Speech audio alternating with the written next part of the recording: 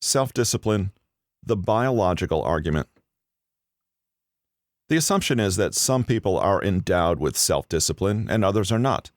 But this is not the case. There is a science to self-discipline, and if you want more of it in your life, it will help you get a better understanding of its biological basis.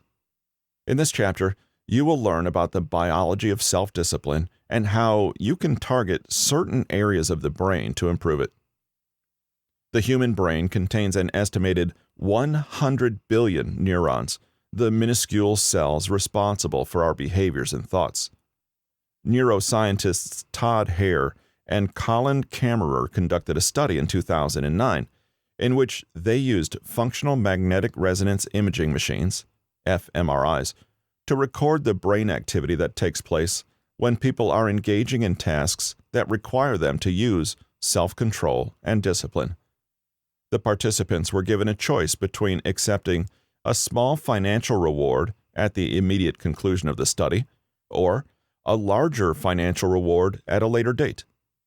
The researchers induced the classic battle between delayed gratification and willpower.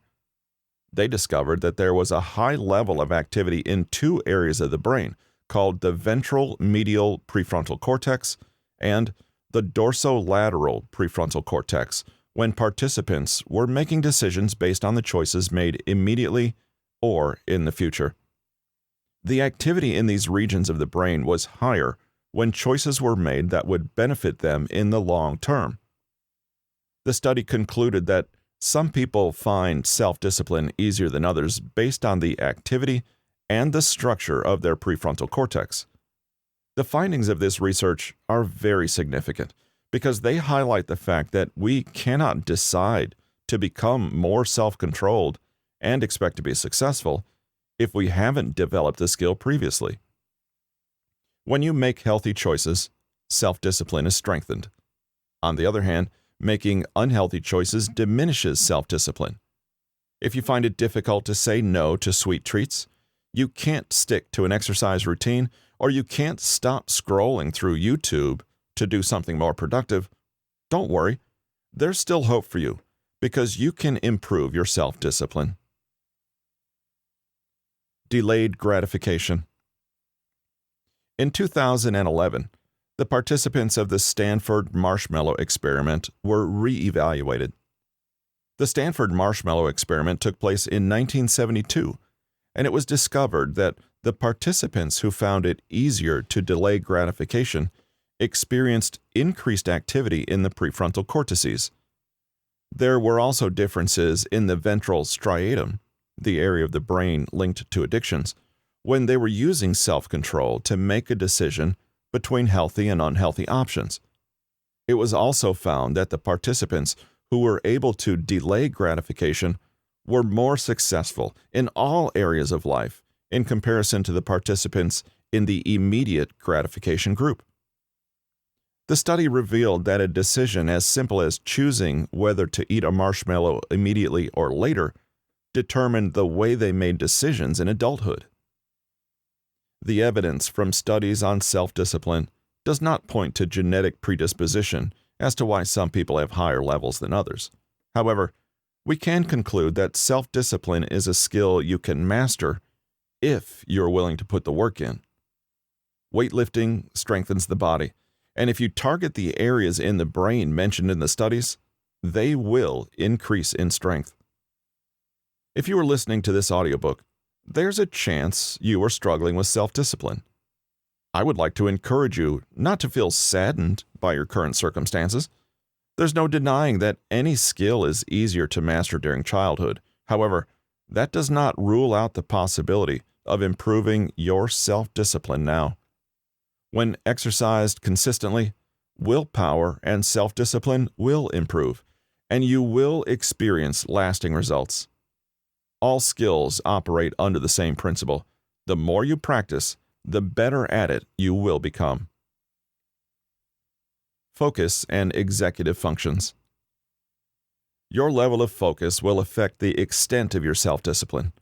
Neuroscientists believe that your ability to focus is determined by your executive functions, including working memory, cognitive flexibility, adaptability, and impulse control.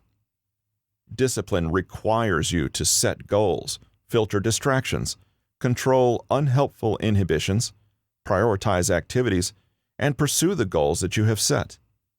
Research states that these functions operate in a number of brain regions, including the anterior cingulate cortex, the orbitofrontal cortex, and the dorsolateral prefrontal cortex. You can improve these brain functions by targeting them. Self-discipline and focus work simultaneously. You can't master one without the other, because discipline is the ability to focus on one course of action until that goal has been accomplished. Willpower fatigue. In the same way as the body gets tired after it's been put through a strenuous workout, willpower and self-discipline also lose strength when they've been put to work and worn down.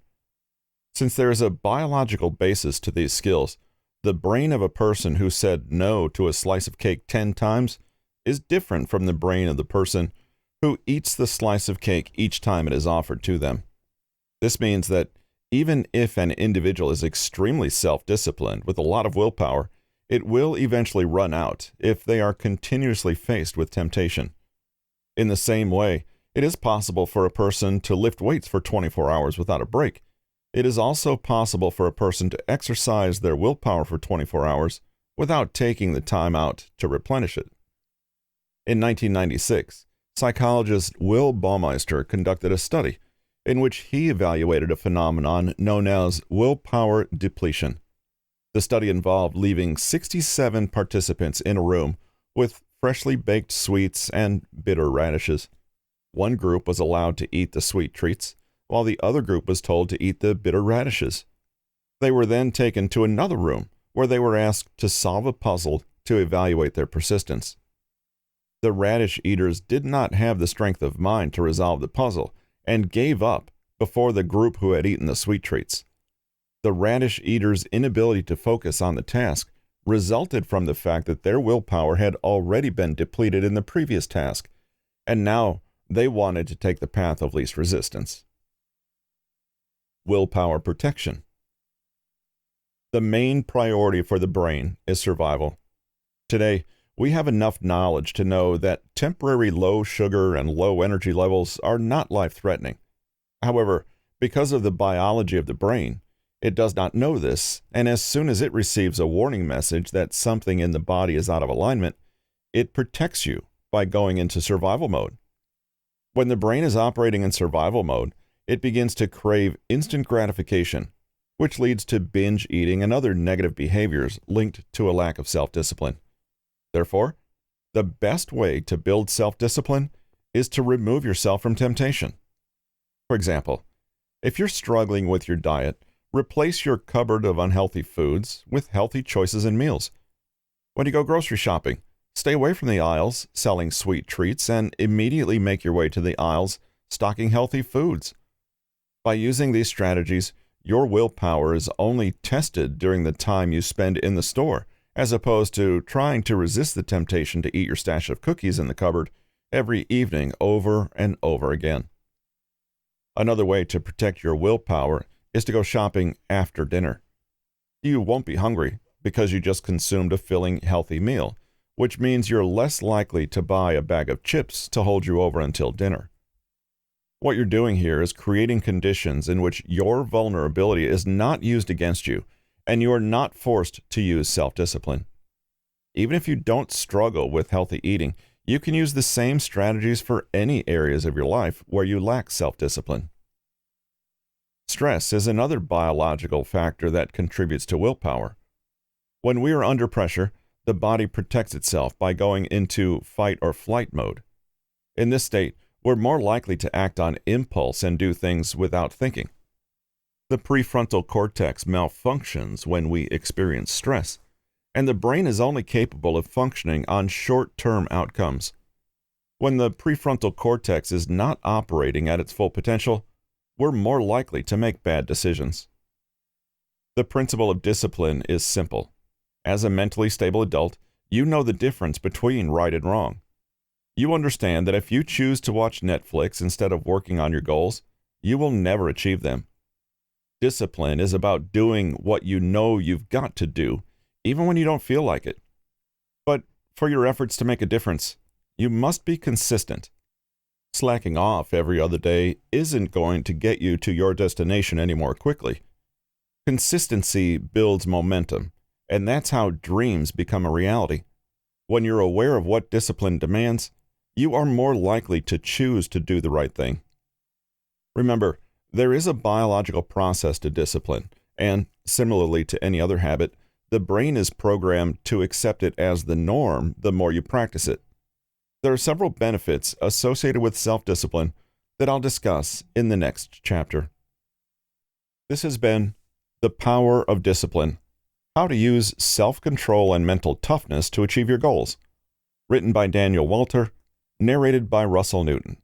Copyright 2020 by Daniel Walter. Production copyright by Daniel Walter.